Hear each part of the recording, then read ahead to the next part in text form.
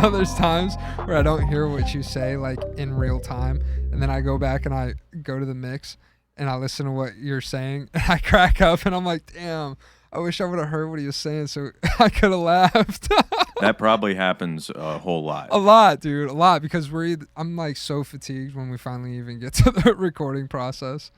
All right. All right, are we about to rock out to Nirvana? Yeah, is bro. that what it is? I feel cultured.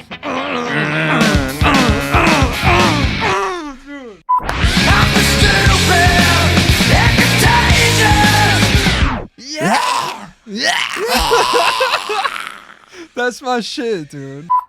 When I went to Full Sail, bro, I'm telling you, when I found out the story of Nirvana and how they came to be, they came down Seattle and they went to LA and they recorded at a studio called Sound City, and it was just a beat to shit studio that was just losing its edge, right?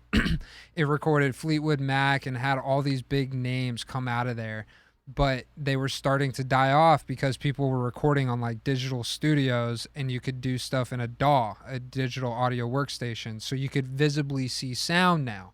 And it was like a complete transition to the entire music industry. And the music industry goes through these huge revolutions, right? And like Dance Dance Revolution. That's right, bro. That's exactly right. I mean, that was a wave. But now I think it's going to be NFTs, but we'll get to that later.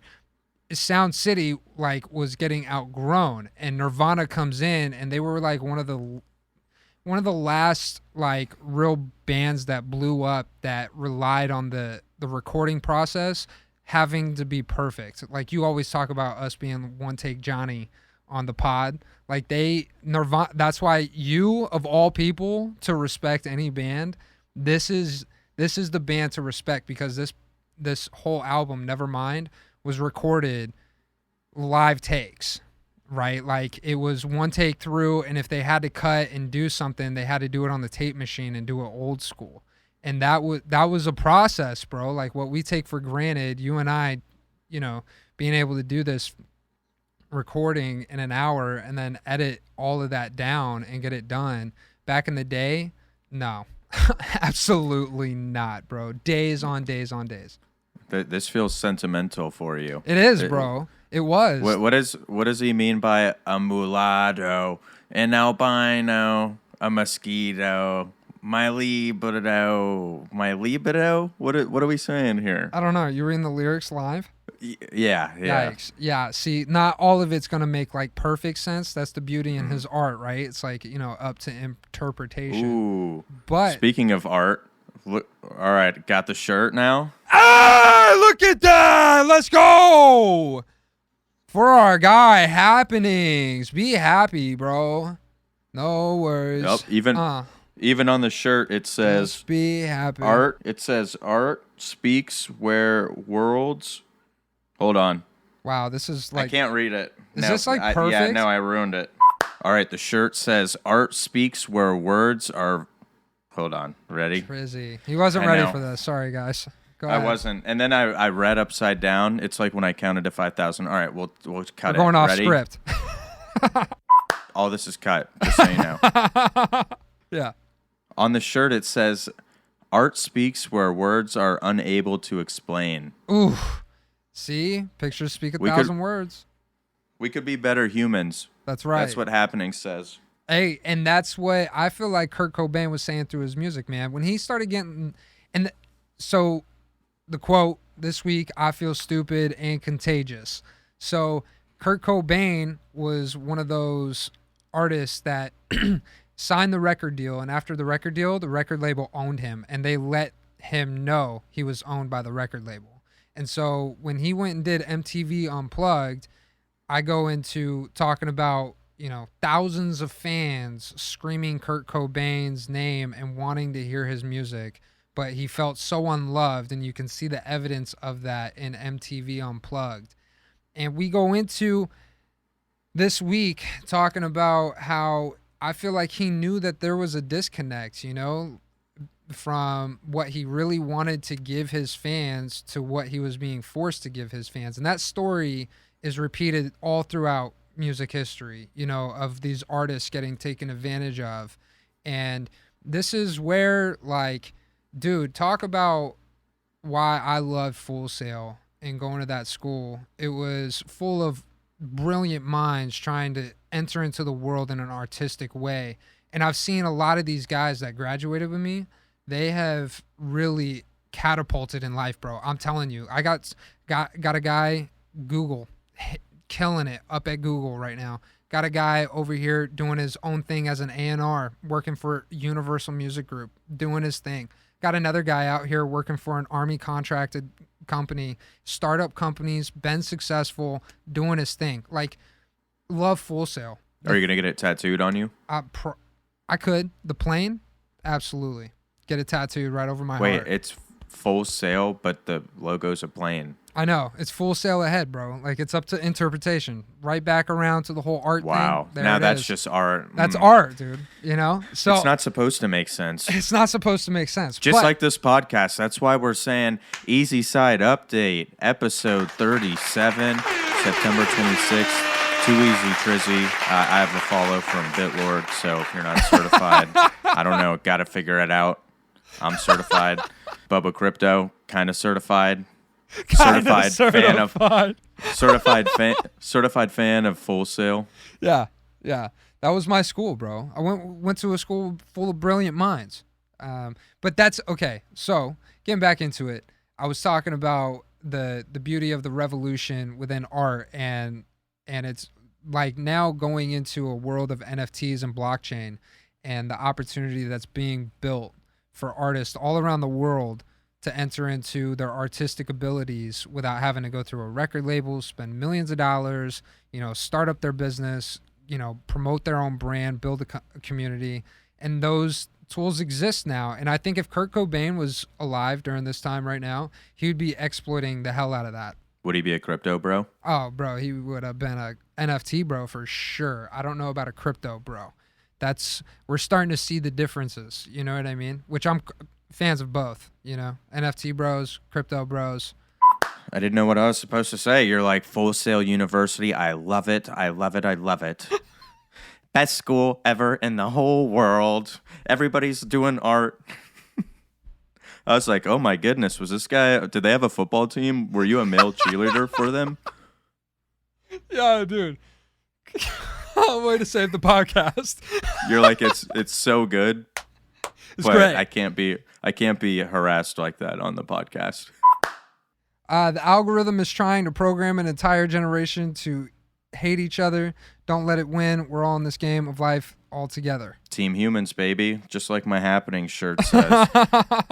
But yeah, no. So, I mean, love Pomp, but people are talking about lack of laser eyes right now. BitLord saying, why is he selling mattresses? I mean, I don't know. I'm going to stay out of it, but I am followed by BitLord. So, I mean, if I'm going to keep it 100, certified. I got to side with my boy BitLord. Certified. All right. Crypto news. Trizzy. Oh, did we say enough about the algorithm? We didn't even talk about the algorithm. Well, I mean, so the algorithm, what kind of carries on from the whole conversation about Kurt Cobain is like we're all kind of just having to work our way through the algorithm, but it's like the algorithm right now is kind of pinning us against one another, and you can see it in the energy in the world, how quick people are wanting to assume, attack, and it's bad for the nature of like ideas, and ideas are what create the next best thing for society, and we have to come together and break the algorithm. And you and I always talk about breaking the algorithm. What is it? You and I, check it out. We've been friends for over a decade, okay? And pretty close, getting there. And you and I've seen us grow in such a unique way, but I've seen you stay consistent with one thing in your life all the way, is the way that you show genuine love to people for who they are, right? Like it doesn't matter what they do, bro. They could be the best at flipping burgers. You're looking at them going, dude, dog, the way you're flipping them burgers amazes me, right? Yep. I'm salivating like crazy. Right. You're doing a great job. Great job, but right? Essentially anybody who's breaking that algorithm, like it's crazy to see where we're at right now with the Discord, just all the genuine people showing love, and it's the same thing. It's like we both have a mutual respect. It's like you taught me something, I taught you something. That's right. We like genuine love and loyalty till the end. Till Especially the end. when it gets that bread in your pocket. You know what I'm saying? Yes, absolutely. And that's the one thing that I've always taken away from you and I've used in my personal life all the time. And so I think we have the answer to the algorithm. It's in Too Easy Crypto Discord, and that's by being genuine. Sharing true love in the sense of like wanting to share knowledge. People, not to get all, I'm not trying to get all like this, but I got a Proverbs. A lot of people, when they refer to like a quote and like poetry, people use Proverbs and Psalms a lot in the Bible, right? So I got a Proverbs 19:22. It says, all a man desires is unfailing love. It's better to be poor than a liar, right? So you and we've been struggling through this bear market, right? Just getting our asses whooped, right?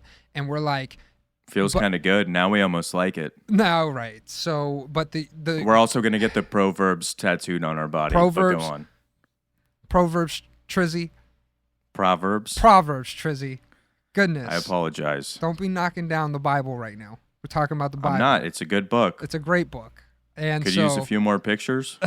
Probably a few. Absolutely. But getting to it, I have always carried that because, I went to SCA. You like to knock me for it, whatever. Listen, went to a private school. They had the whole thing, this was the one thing I took away that I've held on to my entire life. I'd rather be poor than a liar, and I'd rather find people that are like-minded like me that want to build. That's unfailing love, finding people that want to be a part of your life. And so I think that's what we need to be doing out here, and that's what you and I have been definitely using as the theme for the past few episodes. Yeah. I mean, all we do is show love and pay homage to the people that taught us something, and now we have a loyalty for life. Yeah. I even told Toronto Mans, I was like, I'm too real for dishonorable discharge. Then I sent him my the Peppy the Frog meme where he's holding a rocket launcher, and it says memes on it. I said, hey, I may not always be there, but I support the core DAO and those who put me on, and I'm ready to meme anybody to death. That's right. Watch out. You don't want to get hit with that slat. All right. Coming with the grind, though. Go ahead. Coming with the grind. Oh, I was just going to say, just in $20,000 Bitcoin. It's back. What? What's next? Are we probably 350K? All right. Million? Throw it out there. I mean, why stop there? Inflation going up? 1.5 million? Max Kaiser's the president? Oh, no. Absolutely not. I mean, definitely not. No. 20K, Bitcoin, something to celebrate, something not to celebrate. The government this week, getting into the crypto news, government decided that they are going to say algorithmic stablecoins, we're going to ban them. Possibly up to 2 years only? What are they doing, Trizzy? What are they talking about? I have no idea, but I was like, why are you guys hating on it? And then using the word endogenously, that's literally made up from crypto. They're like, so we get it, but we just, I don't know, we're going to ban it. We literally made up the word endogenously. They did. They what does the word mean, endogenously? I don't know. Can you use it in a sentence? Yeah, I'll use it in this sentence. Are you about from to this read article. out loud? The bill would criminalize the creation or issuance of new endogenously collateralized stablecoins. All right, wait, I hate this. Troy, sometimes you say you hate this and you doubt how beautiful it is. Indigenously? Indigenous? Is that the word? Are we sure? Ooh, no. Actually, now I see the spelling. Okay. Yep. How is it spelled, that's how much I'm in the metaverse. I saw Doge, and I was like, oh, pump it, $1. It looks like Doge. Pump it. Yeah. I'm trying to be like T.I. in the metaverse, just using all these like expeditious words and stuff, which I think I used that wrong, but in a way I used it right because expedition, it's like, I don't know, it's just traveling like the Oregon Trails with my wordplay. Right. And then boom, landed one. Boom. On accident. Algorithmic stablecoins. Do you notice that's what they went after? They're going after the brand new tech, the stuff that we just came out with, and the stuff that could benefit the economics of decentralization the most. That's got me a little stressed out because you've already seen the actions, and this is something that will carry on as the theme throughout this entire pod, is we're watching these people act right? As in people, as in our leaders and these people in these institutions that are making the rules. And we're looking at them going, are they making rules for us? You know, the ones that are really a part of the ecosystem and helping build and doing the research about it. Are they protecting us truly? Or where do y'all's loyalties lie? Because things are getting a lot more shadier as the weeks have gone on. And what did I say to you like a week or two ago? It was either last week or the week before, this whole White House thing coming out talking about CBDCs. Trizzy, that should send a shiver up people's spine, you know? Right. Yeah. So here's another example of it. I don't know. I'm not vibing with it at all. Well, what did you think about the part for legislation includes a grace period of 2 years for existing algorithmic stablecoin providers to change their models and collateralize their offerings differently? Right. So with that being said, like, what do you think about that? It's kind of like whoever's here right now, it sounds like it benefits them, right? Right. So it's like a pro and con thing, right? You don't want to see another Terra Luna thing happen where they have a vulnerability that could hurt an entire ecosystem, especially at a value of $40 billion, right? We don't want to see that happen again. But at the same time, algorithmic stablecoins allow the possibility of a fully decentralized ecosystem pegged to the dollar, which allows us to go back and forth in between the dollar value, securing our less risk to the investor and allowing us to have to pay less tax, which is also less risk to the investor because the investor has more capital to invest into the markets. That's where people are getting the miscommunication. It's like, okay, people are like, these people aren't paying their fair share of taxes. Right. But they're creating a ton of opportunity that's valued way more than those taxes that they would pay. So that's where things need to kind of find a balance here. And we need to recognize algorithmic stablecoins is a great innovative concept. It was just exploited by the bad people. Right. And do you think there's any stable coins right now that stick out to you that this would benefit, have that 2-year grace period, really get business in order? So I don't think it will benefit. Like we're about to go into MakerDAO, so this is a great transition. MakerDAO is doing something interesting with Gnosis, right? DAO, and backing the DAI, right? The stable coin value to the dollar DAI with Gnosis native token. And so I'm like, okay, it got exciting when we saw AVAX start backing the value of Terra in UST, right? We're like, oh shit, now they're really diversifying and now we can really start picking out who the real winners are, right? And it's like, oh shit, now you look back, hindsight, you're like, man, I feel like I was lied to. You know what I'm saying? Right here is a great example of MakerDAO showing their confidence still in other players in this market, right? And they're willing to risk their peg value on Gnosis. That for me, bro, hit heavy. And it says they reportedly plan to create 30 million DAI using GNO from its $972 million treasury as collateral. So that's a bit of money. That's a bit of trust, yeah? It's a bit of trust. The question that you asked, who is going to benefit from this and who's going to hurt from it? MakerDAO could possibly hurt from this because in a way they use an algorithm, but they have a central community that is deciding what's going to back the value of the DAI peg, right? They use Maker as a blockchain decentralized protocol to create the value of each DAI, and that's what's been used. That's how the network has been set up and been going since its first Genesis block. So now, backstep real quick, Maker creating DAI, it's running on the Ethereum network, and they just got an upgrade.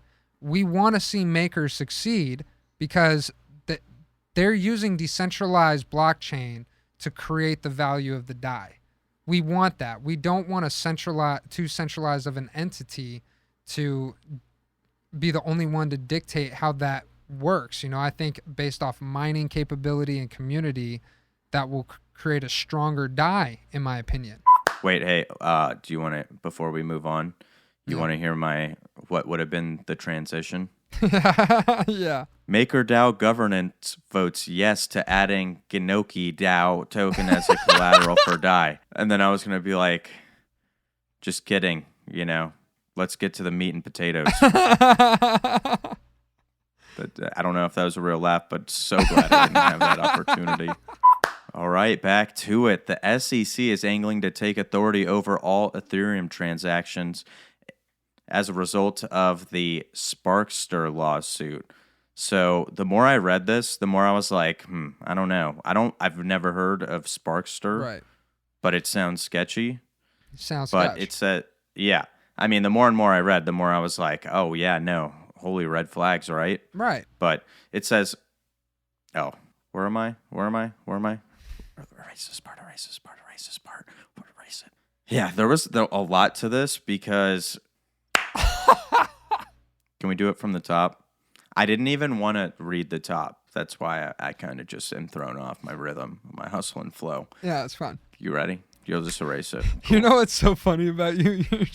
We're off rhythm. Everything's bad. It all sucks. Nope, none of it. Nothing at all. And I'm just like, God, he's giving me gold. Just Troy, just feel it, dude. Just it is what it is. Just let it go. Let it happen. We're still with the flow. We got it. We're still with the flow. Still with the flow. Ready? Yeah. An overlooked part of a lawsuit the SEC filed Monday over a 2018 ICO for Sparkster made rounds Wednesday. Yeah. Apparently, the U.S. Securities Commission is angling to assert its regulatory authority over all Ethereum transactions. Yeah. But I was just going to say, maybe they need to, catch up. Shout out to Blockthentic. He posted an article about Etherscan, so they're kind of just like stating the obvious. It's like, cool, hey guys, we're going to use Etherscan and we're just going to search through transactions and monitor addresses. Like, you already have that power, so it's kind of weird that they're like, we're going to take regulatory authority over all Ethereum transactions on the blockchain. We're like, yeah, cool, so you guys are just going to go back to doing nothing, everything Thanks. but just checking out the stock market. We appreciate it. Yeah, no, blind eye to these guys over here. Probably couldn't tell you where any of these guys' monies are, right? But over here, oh God, we're gonna line you guys up. What they'll probably do is spend billions of dollars of taxpayers' money developing a software to make sure they can monitor all the transactions on the Ethereum blockchain, and they're gonna do probably still absolutely nothing about all these people doing dirty, nasty tricks in the stock market. Unbelievable. This Sparkster, whatever it is they had going, did not seem super good. Right. It says the commission alleges improper consumer disclosures regarding, I think his name's Ian Bellina's compensation from the 2018 ICO. Okay. It says Bellina claimed he could help make millions with initial coin offerings. Further, he failed to disclose the compensation he received from the issuer while he publicly promoted the tokens. So, I mean, sounds like, remember that lawsuit with like Jake Paul, Soulja Boy, everybody? Right. Like, is that a similar thing? It could be, and I'm glad they're going after the bad ICOs because there were bad ICOs. Get this. I mean, the SEC, they're like, hey, we found an obvious one, which that's me being Gary Gensler. That's not my opinion. I don't know what Sparkster is, but their HQ is in Cayman Islands, and they're not listed on CoinMarketCap. So, yeah, I mean, they're sketch. Yeah, but what do you think about them trying to regulate the Ethereum blockchain? I think you made such a great point that I think this man's opinion that wrote the article may have been almost like, I don't want to call it like clickbait, but it gave an opportunity to get people to be like, oh shit, how are they coming in with oversight, and that does sound sketch. But regardless, anything could be a slippery slope with the government, and that's where we need to heed warning and caution and see where we're giving up leverage. And that's the thing that people have the problem with Ripple, right? And we see the CFTC commissioner come in this week, shake hands, kiss babies, and we're like, you stop at the central blockchain, the most centralized blockchain first. Like, there's a lot of community out here. I mean, my way of thinking, I was like, well, with everything between Ripple and the SEC, Then you have the SEC handing things over to the CFT. Did I say that right? Yeah, CFTC. Yeah. So it's kind of like, hey, I mean, not like you guys probably haven't met before this. Like, odds are there was like some intermingling conversations to at least start this journey. Right. But what is nice to see is the CFTC going out. Like, I hope that there's other teams that are going out. I mean, hey, shout out to Happenings. XRP pumped. Yeah. No, that was a dub for him this week, and it should be for the entire XRP army. And I'm not hating on their centralized protocol. They use decentralized blockchain to work with centralized institutions. Nothing wrong with that. It's just like we don't want to give away the leverage, like I was just saying, right? We want the blockchain to stay decentralized to help more people. We don't want to help a few. But I understand when you got to think about, the banks and the systems that are already in place, like Chainlink, being able to onboard data. We talk about that, right? That's going to be important for regular markets to be able to get themselves on the blockchain. And we'll have to do almost like an upgrade, like you saw with Ethereum, we'll have to do with the markets. And people think, check this out. Let me hit you with a thought. This is a great opportunity to transition. Is the next part Nasdaq? Did we talk about Nasdaq? No. The next part was Ripple maybe making it up to, the full decentralization degenerates. Okay. And they want to help with the climate crisis. They do. So crypto must do its part to help build a more sustainable future. Yesterday, we signed the climate pledge and joined 375 businesses that are prioritizing the planet. So we rock a with net that. zero carbon future. Yeah, no, I love Earth. I mean, Yeah. I don't want to choke or like melt 100 degrees. I'm already in the desert. Please. Wait, that just rhymed. That was cool. Too easy. Let's Too go. easy cipher. Just off the top bars. You know what I do. But yeah, hey, good job, guys. Way to not destroy the Earth. Super proud of you guys. Yeah. XRP Army. They got tons to be proud of, man. And so that's where I don't have a problem with XRP. And it's around XRP that we have the problem with. But they're allowing blockchain to get more mainstream. Okay, cool. And of course, helping out the planet. Who does not love that? And after we were talking about XRP in the group, I was like, oh man, well, where can I get some XRP? They were saying Kraken. But, what's interesting about Kraken is their CEO, Jesse Powell, steps down after more than a decade. And, but he will remain chairman of the company's board. Right. So how'd you... Go ahead. I was just going to say, Jesse says Ripley's believe it or not, because Dave's proven leadership and experience gives me great confidence that he's an ideal successor and the best person to lead Kraken through the next era of growth. I look forward to spending more of my time on the company's products, user experience, and broader industry advocacy. Then I'm like, did you get it? His name is Dave Ripley, and I also could just check if you read the article. Yeah, Ripley's Believe It or Not. Yeah, Dave Ripley. Right. Yeah. Pretty good, right? No, that was the person who put like 3.5 stars for us was probably like, yep, see? Told you, they suck. Average. And I'm like, bro, I'm trying to make crypto funny. 98% of us don't know what's going on. We're just addicted to it, all right? Just trying to get our fix, man. Did Jesse Powell have enough of the fix? That's what I took away from the article as well. It seemed like he was going to get away for like a year now, and then he finally just pulled the trigger. So shout out to Jesse. And, sometimes you get to a point where you build things, and reading that book about Steve Jobs, where you build things and you walk away from them. Because you need that space, because then you're able to see the bigger picture yourself, right?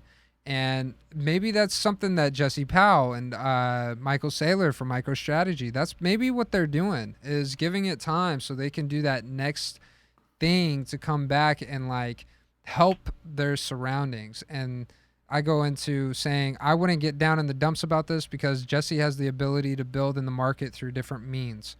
So I'm cool. Dude, good for him. Actually, hey, congratulations. Because yeah, hey, congrats on retiring. Yeah, I could only imagine what you've been through, my guy. Imagine what he was going through with, like, when he came out publicly and was like, hey, I'm going to let y'all know, we can't do anything about the federal government if they tell us to shut down. We got to shut down. Y'all need to get your money off central exchanges. He was saying that about his own people holding their money on his exchange. It's like, could you imagine the heat he was taking at that time? And so I have a lot of respect for this man because of his actions, not of his talk. You know what I'm saying? I really do like Jesse, bro. Big fan of him. Yeah. And we'll see where he goes from here. He did his job, and then he was like, you know, if you love it, you got to let it go. You doing it? Sing it. Do it. Dropping bars. Wait, is that a song? Yeah, let it go. Let it go. It's Frozen, bro. That's not. Oh, yeah. No, sorry. I didn't catch that one. Didn't catch that one? The whole world. I'm not a 12-year-old girl. No. I didn't watch Frozen. No. The whole world caught Frozen, bro. Are you kidding me? No. So it was like the Ice Age? It was like the Ice Age, sure. You know what? The woolly mammoths were like, global warming. We're all dead. Trust the science.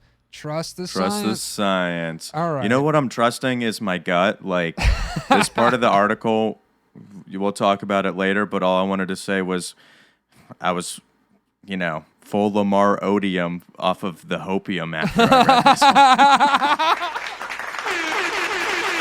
Shout out to Lamar Odom. Yep. That's I just had to great. shout out Lamar Odom because he, I don't know if you know, but he had a celebrity boxing match and he beat up Aaron Carter, so that was cool. He did. Mm-hmm. Is it bad? I don't know. Isn't that crazy? Isn't that crazy? You don't know who Aaron Carter was? Did you not watch Nickelodeon? He was like Nick Carter's brother. Is that the kid that I want candy? Shoot, actually, that might be. That might be him. I don't know huh? though. Wow. But it's crazy how the world ties together because it's Right. like, boom, Aaron Carter, Nickelodeon. Nickelodeon was on Channel 37. It's episode 37.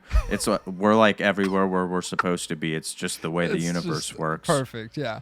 Just what's perfect is we thought the same thing and we called each other at different times trying to tell each other the same thing. You want to spill the beans? Yeah, I'll spill the beans. So I got excited a second ago talking about NASDAQ. Reason I'm excited to talk about NASDAQ is I was reading some stuff earlier and doing the article, and what I came to notice was these bigger names over the past few weeks: Fidelity, Schwab.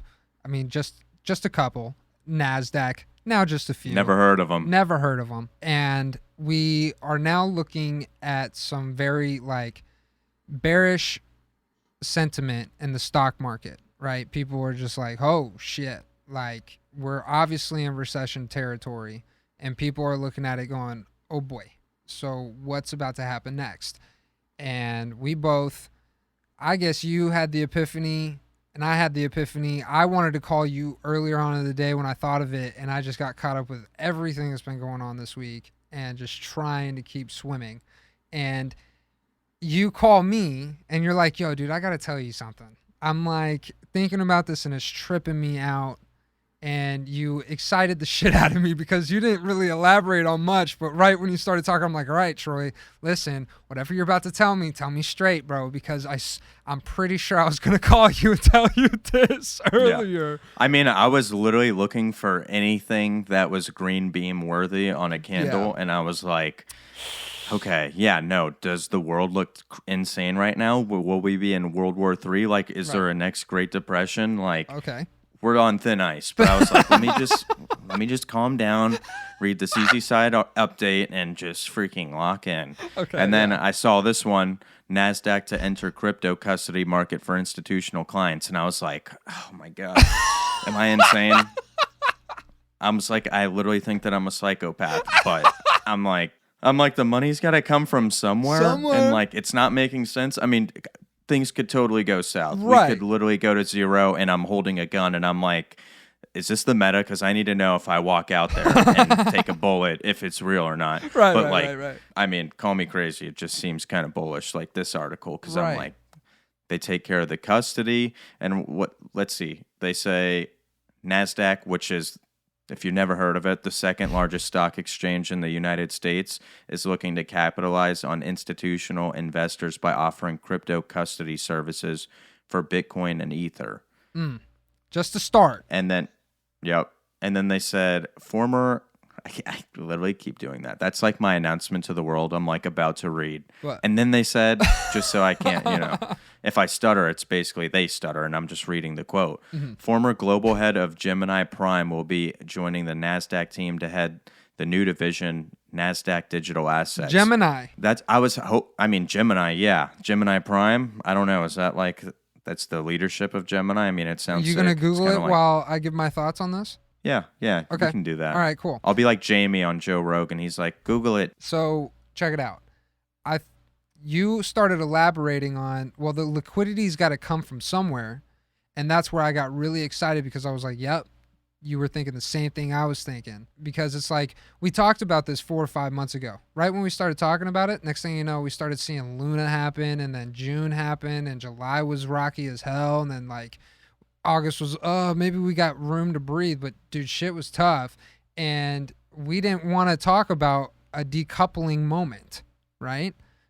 That's like a bad word out here in crypto. You say decoupling, people look at you like you're ridiculous.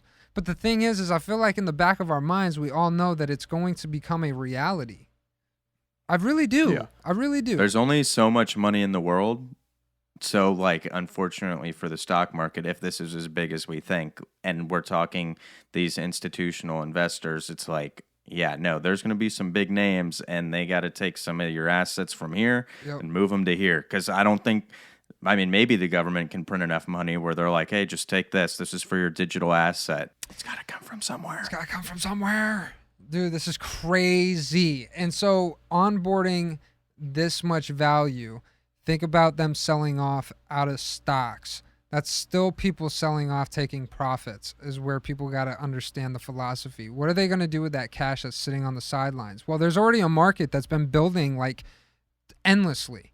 Think about how much we've talked about, how much building has been going on in blockchain and crypto. Like, people are just going at it. And now you have money ready on the sidelines for sure because they're selling off, okay? And that gigantic amount of cash position is now ready to liquid into a market. What market seems kind of prime? Honestly, because you and I talk, we're digital world, we're entering into it. The stock market has got to go more digital. Yeah, it's digital in a way, for sure. But boy, can you imagine if we started getting stocks on the blockchain? Can you imagine if we could hold these CEOs and these dirty suit and tie, money grubbing, awesome human beings, right? Like, yeah, wouldn't it be great? You saw the shirt, right? You were like, happy. They're still humans. That's right. They're still humans. But you can love somebody and be like, yeah, no, they're a greedy scumbag. I actually hate them.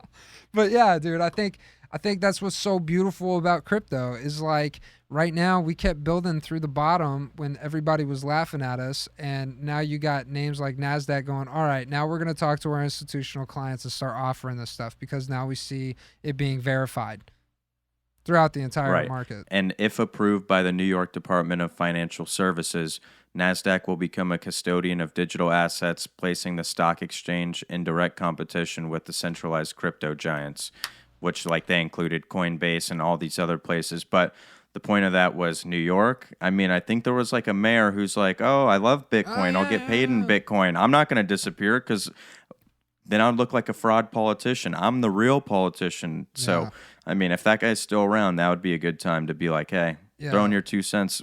There's been a couple of moments with that mayor that people are just kind of like scratching their heads about him, but it's tough, man. It's tough playing politics in this world right now with concerning like traditional markets and the government, and I wouldn't want to be a part of any of that, man, because let me tell you, it doesn't matter which side you're on. If you're a politician and you're rooting for the stock market, you look kind of tough right now because y'all took advantage of way too many people, and those people are looking to figure out how to take back.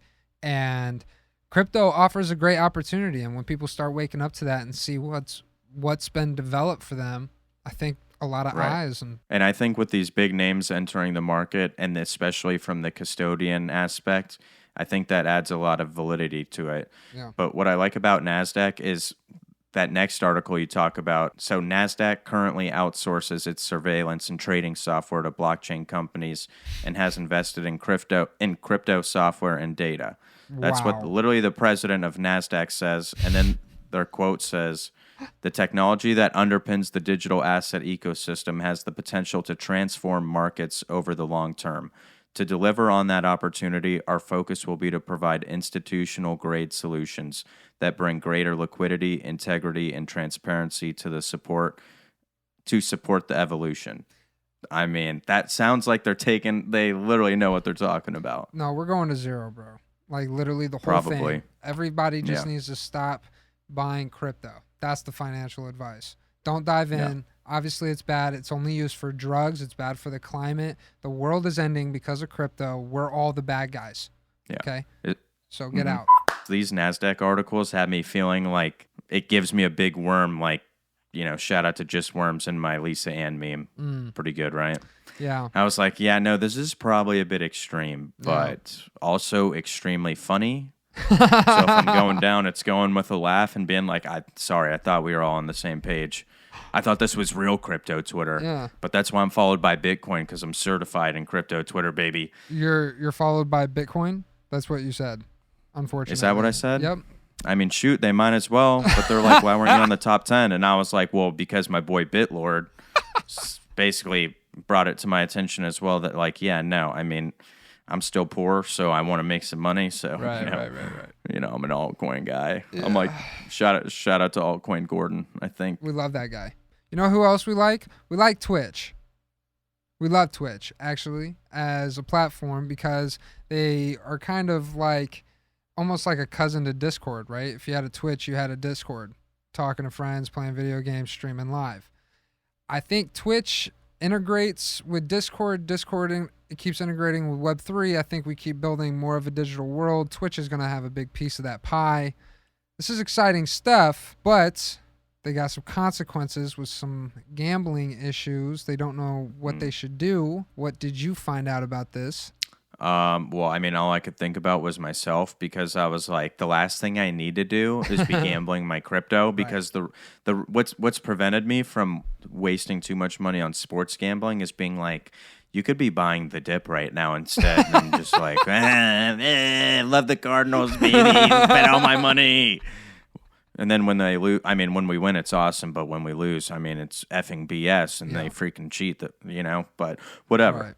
Right. So, yeah, I didn't really click on the tweet, but I did see that, like, Twitch overall, even outside of gambling, like, they're not outside of gambling, outside of crypto, they feel type of way about, like, live streaming gambling. So, yeah. I mean, they don't, I'm pretty sure every community would know on a level, you don't want your community addicted to gambling, right? I mean, but at the same time, if you're making billions and billions of dollars off of it, that's where there has to find some type of balance. Maybe you vet the companies that are offering the gambling, and then within the gambling, you offer some type of like, I don't know, counseling, because it's an addiction, bro. It's literally an addiction. People that go through it and they can't get away from it. So we gotta I don't know. Should we hold them accountable? That's the thing I'm kind of trying to elaborate on. It's tough. You can't. Can you? I mean, are they going to hold people accountable for, like, selling alcohol or selling, like, anything addictive? Incredible. Giving you too much internet service because all you do is stare at your phone. Like, Literally. Shout out to our Cardano NFT. Wild. The alcohol that you buy at a liquor store costs like 3 or 4 times the amount a gram of bud does, right?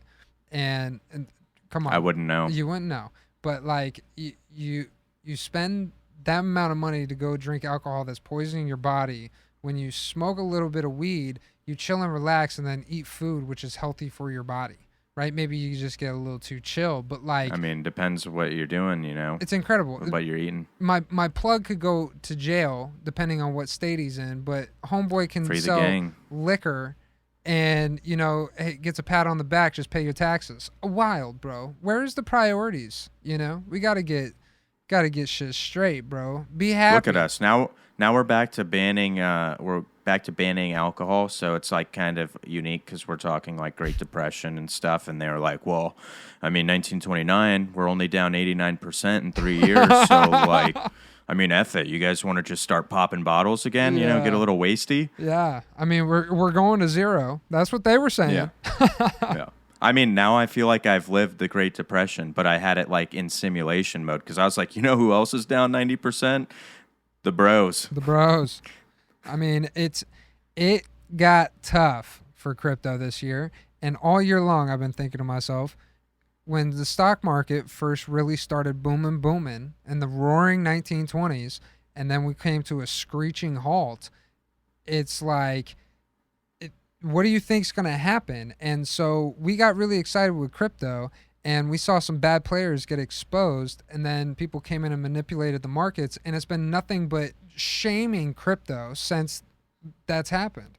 And now you look back on history, those people that started the stock market, they kept going. They didn't stop. They just dealt with the punches. And then next thing you know, World War II happened. And now you're looking at what we're going through. What's going to stop the next stock market sell-off where people are panicking that the world is like, and it's like, okay, they got triggers in place. They got protocols. They got... Is that a pun? Trigger? They got triggers in place. Damn, that's crazy. Oh my God. I don't want to use that. I don't want it to mean that way, but you did it. So, but coming back to it, this is, I don't even know what I was talking about now. What was I talking about? I mean, World War III. Yeah. No, I mean, I don't know. I don't know what's going to pull crypto out of this market. What could pull us out is what we were just talking about. Nasdaq, all this money coming in. I mean, come on. These people want, these people are pulling out value out of the stock market, and it's turning into something, cash, and that cash is sitting on the sidelines not being used. And as an investor, the number one thing you'll learn as an investor, the worst kind of money you can have is money that's just sitting there, not doing anything. That's the worst kind of money you can have. Even if it's lost value, make sure it's still bringing in some type of passive dividend income, yield. And it's like, I don't know why we should discount this. I think sorry, go ahead. Yeah. Oh, no, I got nothing. This podcast needs an anchor. It's not going to be me, but I mean, shout out to Ankr and Polygon. That's beautiful. And you mentioned, Web3 being like a hot topic. Yeah. And then I was like, hot topic, what a story. Next thing we know, they're selling emo clothes and crypto merch.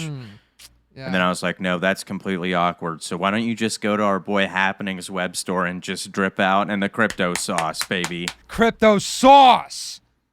God. Mm-hmm. Love that, dude. Way to get there. That was pretty good. Shout out to Happenings. Mm-hmm. That was good. Yeah, we love Happenings, dude. Yeah, we do. All right, back to Ankr. One of the world's leading Web3 infrastructure. I said infrastructure or something. I don't know what I said. It's a long word. I gave up. Here we go. Ankr, one of the world's leading Web3 infrastructure providers, is thrilled to announce that it has partnered with the decentralized Ethereum scaling platform Polygon to enhance the building experience for Web3 developers who want to create application-specific blockchains with Polygon subnets. So all that nerd talk I just did, that's freaking, what does it mean? What does it mean? We got Ankr offering a better opportunity for developers to utilize tools out there to make Web3 projects and protocols, right? So like developing on top of the blockchain just got easier.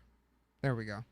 That's a good way of putting it. And go ahead. I was just going to say we haven't talked about Ankr in a while, but my price notifications for like the last 2 weeks have been up and down. And I mean, it's just, that's one of them that I was like, oh, shoot, it's been a while since we've talked about it and it's getting volatile. I feel like now just got to be like, all right, what's the deal? What are they talking about? Yeah. But now I feel like this is probably it, don't you think?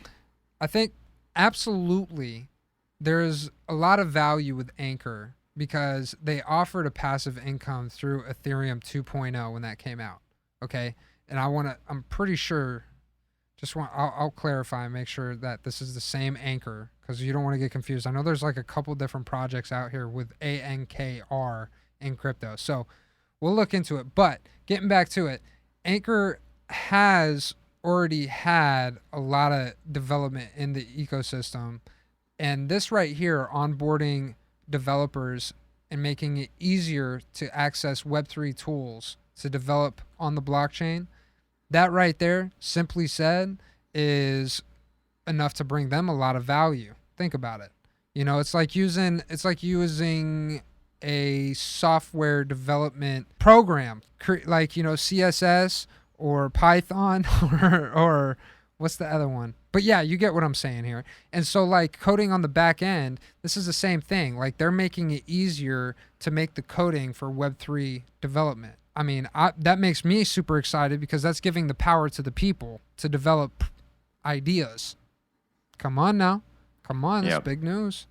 So big news. And the only thing I could take away from it was when you said coding backend, I was like, is that like Riley Reid's back tattoo? All right. Pretty freaking on. cool, right? Moving All right. on. All right. But speaking of looking at things on your phone, we got Helium and T-Mobile, or should I say Nova Labs, the company behind crypto-powered wireless network Helium, said subscribers will get U.S. nationwide 5G coverage through a new 5-year agreement with T-Mobile. So under the deal, Nova Labs will also be able to offer mobile products and services that use both networks, according to a press release. I feel like that little bit kind of gives, like, you know, leading into Blockthentic's article as well. When we read that about Helium going to the Solana blockchain, right? And we were like, I wonder what this does for basically cell phones. Yeah. Can I just say that? Cell phones. And I mean, I think that kind of solves it, right? Yeah. I mean, that's a great little partnership. Yeah. Solana came out and started trying to push a cell phone. People laughed at it. And then you have Helium literally building a wireless network that allows a decentralized wireless network, may I add to that.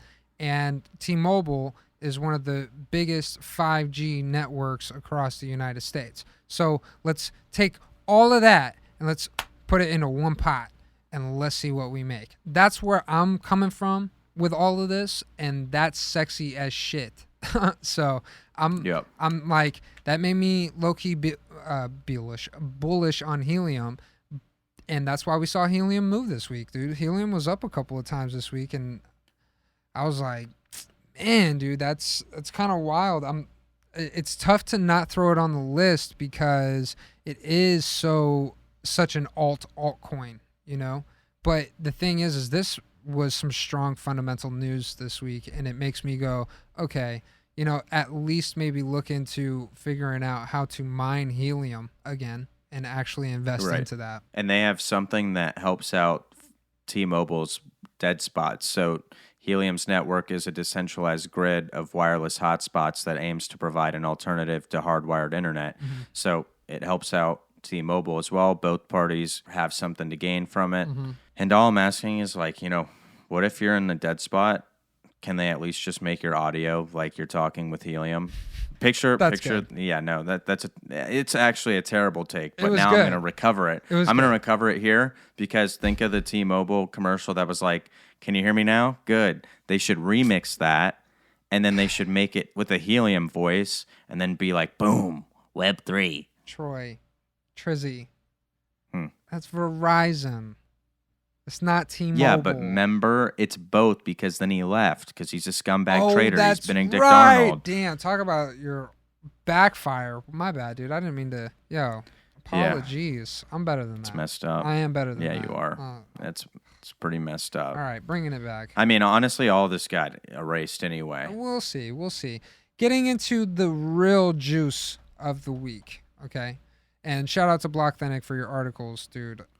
Seriously, genuinely, the amount of knowledge you're kicking out right now, the people need to consume that. So get in the Discord. Come check it out. Block. If you have not seen Blockthentic's page in literally the last 3 weeks, I don't think anybody in crypto Twitter has put out more content. No. Yup. So get you some Blockucation. Woo!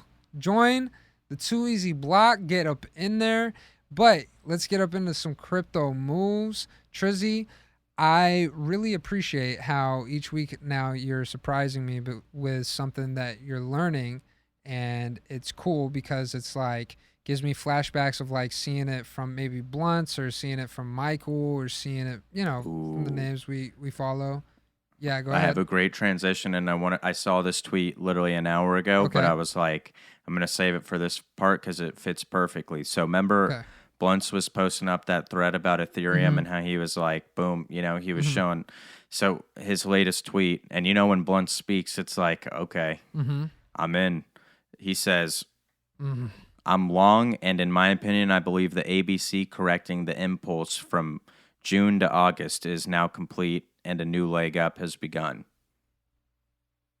And what I thought was interesting about that was kind of like how you're about to mention the ABCD pattern, and I'm trying to pick that one up. There's like a cool little tool on TradingView. But I was like, in the Discord, I was like, I don't know which one it is, but I'm just trying to see which one's more relevant. So for Ethereum, let's hold over 1,200 to feel safe so that we don't get that lower low. And I was like, I don't know, ABCD, it could be. But all I know is Blunts. I'm just going to leave this to Blunts. He says we've turned around. Damn. Trizzy. I was like, I'm seeing like the rough draft, and I'm looking at the professor like, all right, does this check out? Are we good? Are we going to the freaking moon? Yo, that's crazy. Good for you, man. Good for you. Dude, I love this. Yo, all right. So this gives us a great opportunity. 4 or 5 months ago, Trizzy and I, we had a talk. We're like, all right, so you're good at this, I'm good at this. So he's like, Evan, you're good with words. And I was like, well, you're good with math. So he started focusing on the math and doing the Too Easy Top 10 and dissecting and understanding technical analysis. And I started diving into Easy Side Update and understanding what's going on in the fundamentals and the politics of crypto. We've combined the two, and we keep making them better. I want to tell you right now, I pay homage to my boy Trizzy right now because he is getting amazingly better every single week, because he committed to a small process of adding on top of a little bit of knowledge every single week. And that is a great example of commitment, of discipline, and cost averaging in to anything you do in life. Not just financially, but just in time. Whatever you do. And yes, so now that we've gotten to this point, you asked me earlier, like, dude, I wanted to get your opinion. We haven't even talked about it this week. And yes, I want to share you my opinion now. That's exactly what I thought when I saw it today. I was like, okay, if you're going to see an ABCD in a bullish pattern, right, you're going to want to see it at a lower point. You're not going to want to see it at a higher point. You're not going to want to see it at the top of the wave. Reason for that, because it could definitely be the ABCD can be completely void because of the amount of space you have from your last, like, from the leg, right? You understand what I'm saying.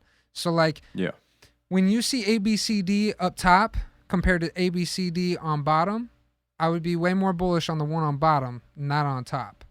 Reason for that is because of, like, volume, right? You have to have liquidity into the market. Once you run out of buyers, your buyers are going to run out at D, right? And that's going to be at the top. That's going to be a pattern to let you know that you're at a bearish point. That's me and you and I back at 58K with Bitcoin. I'm like, yo, Troy, I recognize this. I'm going to take, Trizzy, I recognize this. I'm going to take profits, right? And so you're looking at this now, and now we've been at the bottom for the past, I don't want to say bottom, but we're at lower lows, right? Okay. And at this point in time, you're looking for a validation of some type of bullish pattern. Okay. So there's things that you can identify. This is one thing, right? And so A, B, C, D. We've talked about this several times, that it is a pattern that you see bullish and bearish. Don't know.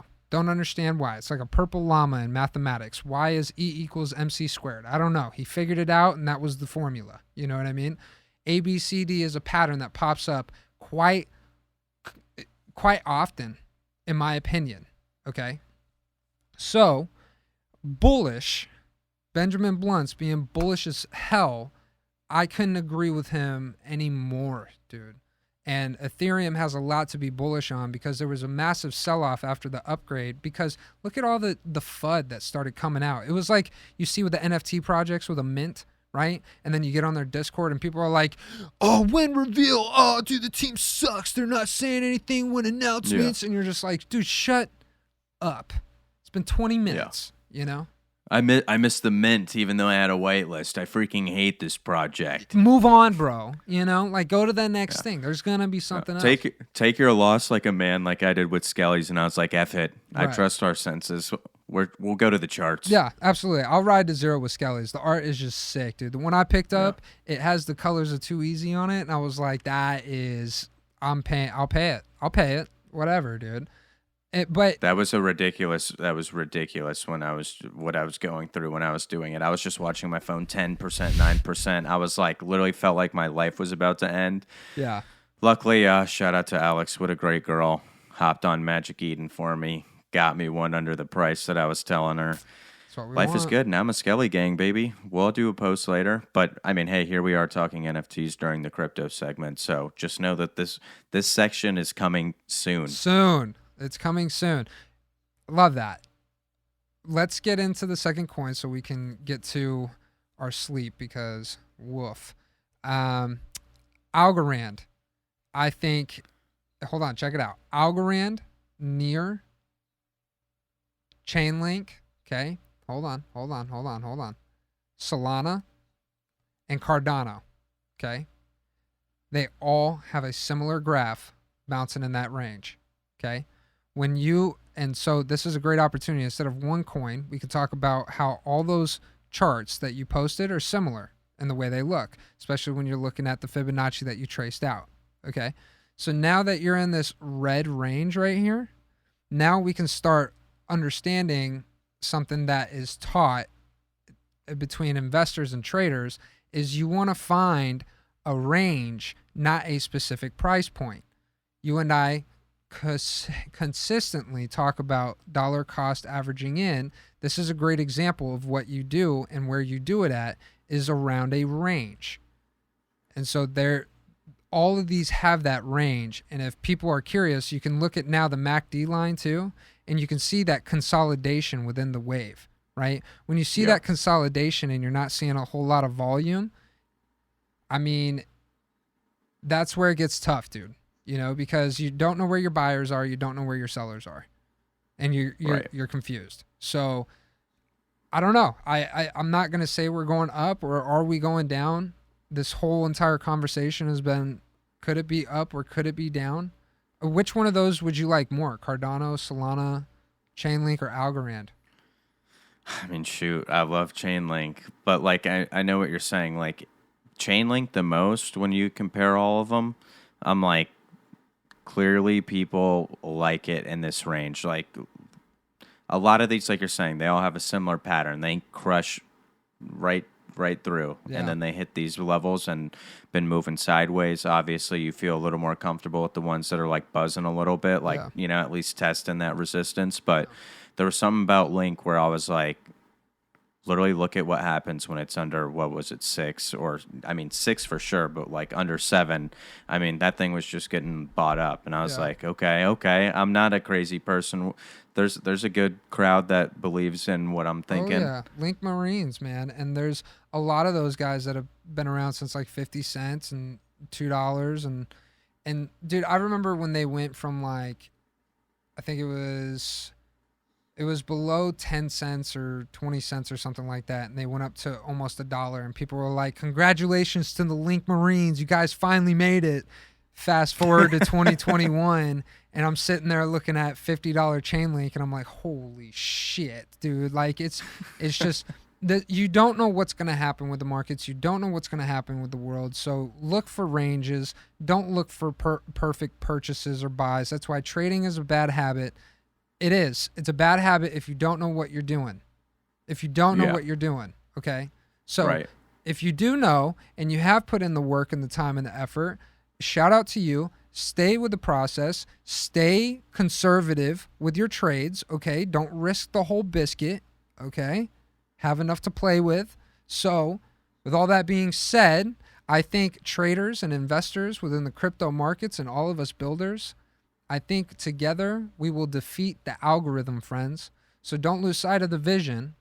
Don't lose sight of the vision, because we are building a better tomorrow through blockchain technology. We do not quit here. So, Trizzy, thank you. Episode 37, bro. Man, this week has been Wild, but Yeah. we have made it.